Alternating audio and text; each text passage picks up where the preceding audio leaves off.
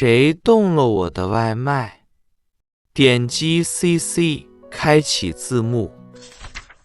中午，小张在公司加班，他很饿，就点了一份外卖。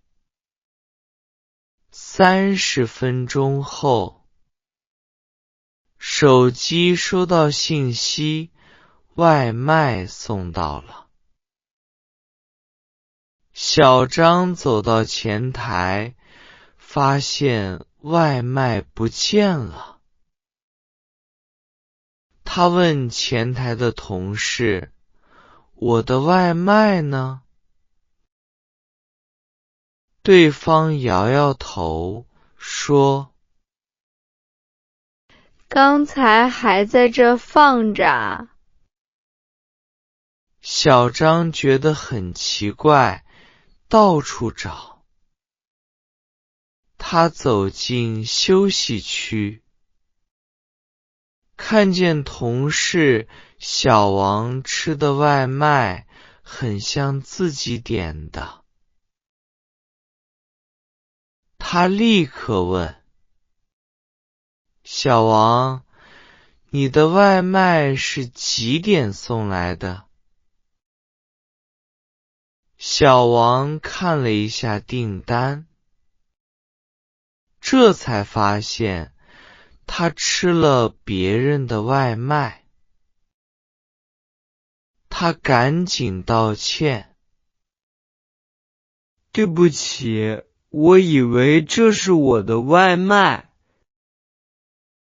我还奇怪，今天怎么送得这么快呢？”原来小王的外卖还没送到。他看见前台有一份外卖，和自己点的一样，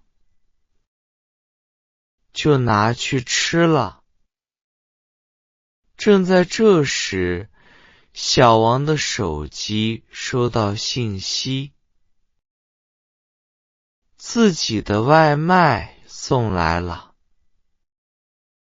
小王说：“太巧了，咱们点了同一家店的套餐，你吃我这份吧。”小张觉得很好笑，但也理解。